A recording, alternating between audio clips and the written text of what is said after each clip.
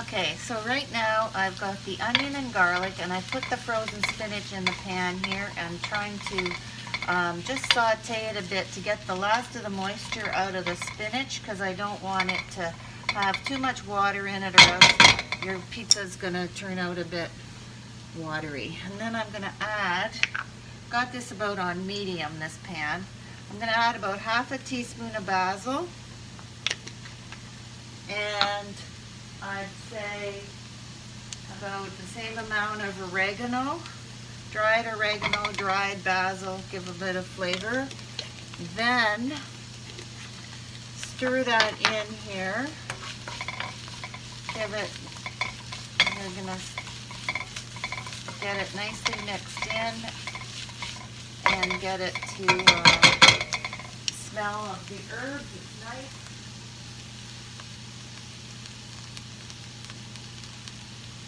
And I'm also going to add the lemon juice to this. This lemon juice goes in here. Okay, so that was juice of half a lemon. This adds a nice little flavor to it. So I'm going to do that. And you see, most of the moisture is out of the spinach. I think it's pretty good already. I don't need it much drier than that. If you were using fresh spinach, you'd be sauteing until it's wilted and that the moisture is out. So I'm going to take that off the heat, set it over here. I'm just going to put my cookie sheet here. I've turned the oven off, or the stove off, and I'm putting this here. And I'm going to use my brush and the olive oil just to oil the pan a bit. Now the recipe calls for a mixture of melted butter and olive oil. You can do that, but you know, I find it calls for way too much olive oil and way too much butter. You don't need that much. It just makes for a very rich tasting and, you know, buttery crust, and it doesn't need to be that rich. This will work just fine. So I've already used half of this phyllo pastry for another meal. Made something else a couple of weeks ago. And so now this was left over and it was defrosted in my fridge. I've had it in my fridge, and this is the way the phyllo comes. It's all wrapped up in sheets like this. It's kind of an interesting ingredient, because I don't know if you can see this here, but you unwrap it and it dries out very quickly, so you need to work quickly when you're doing this. So you pick one up, you've got your oiled pan, and you're gonna just layer them on one at a time. See, and then I'm gonna add just a little bit of oil in between each one, and if it breaks a little bit, it's not serious, just to add a bit of oil there. It helps them bake nice and crispy together. So this is one sheet, then another sheet, and you have to work quickly because, like you see here, it tears easily. And again, I'm gonna throw this on here and see it moves around, and I'm not being very careful, but it doesn't really matter. And then I'm gonna keep going. I probably got about 8 to 10 sheets here. That's half a package. In fact, 2 of these came up together. I'm just going to put them down together. I don't normally do that, but this is drying out quickly because this package has been open for some time in the fridge. It's not quite as fresh as it otherwise would be, and I don't want to fuss with trying to split them apart because they're just going to tear. So I'm going to put a little bit more oil here. I think it'll be fine. And then keep putting another layer on here. Kind of neat, eh?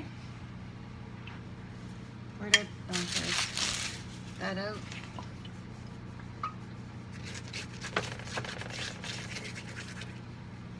Just spreading the oil around a bit. And And again, it really is an easy recipe. You just have, it's just has to take a bit of practice to work with this pastry, and then you can get faster at it. And here, I have 2 more sheets. Here's one, and see how they've torn because I was working at them a little bit too quickly. I'm gonna put this together like that there. Doesn't really matter because it's all gonna be baked together and covered up. It's not gonna matter. It's put the filling on top and it'll be fine. And then the last one here.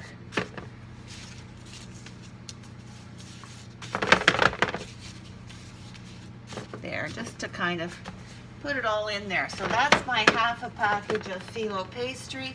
Just put a little bit of oil on top there again and spread it around a little bit.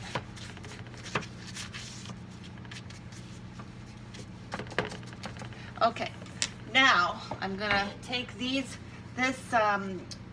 onion and spinach and garlic mixture with the herbs that I've fried up. I'm gonna toss it in here. Spread it around evenly.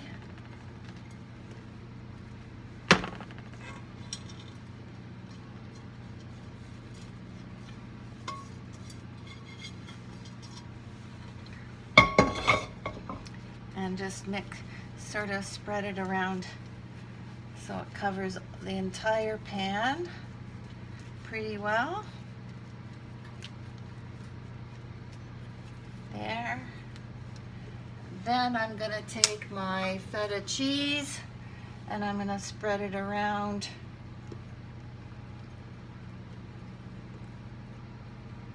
Now I didn't put any salt and pepper in this, so I guess you could add salt and pepper at the end, but I mean salt would actually, the feta cheese is pretty salty. I really don't think we're gonna miss the salt.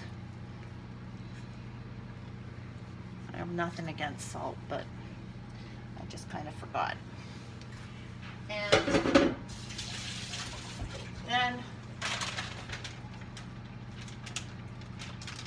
I'm gonna put the mozzarella, sprinkle some of the mozzarella on top.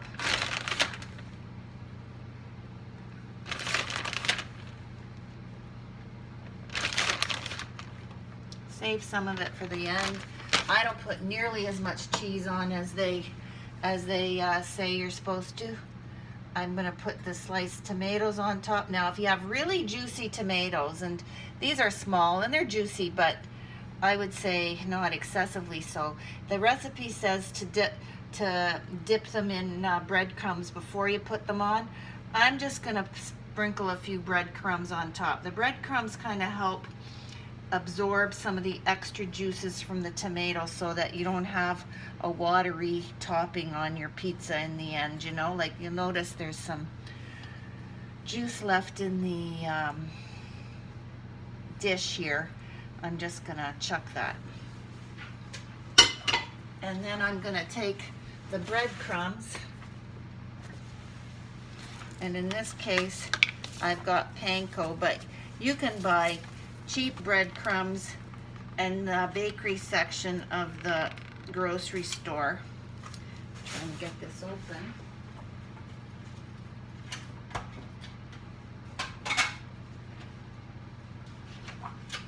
There. Use a spoon just to put a few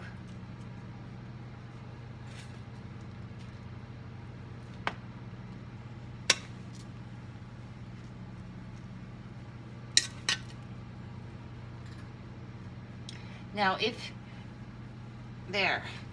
you want, then you can put some fresh pepper on there. I like to put a bit on.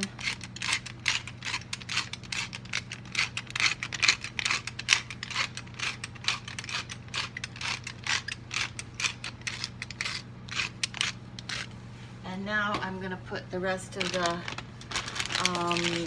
mozzarella on.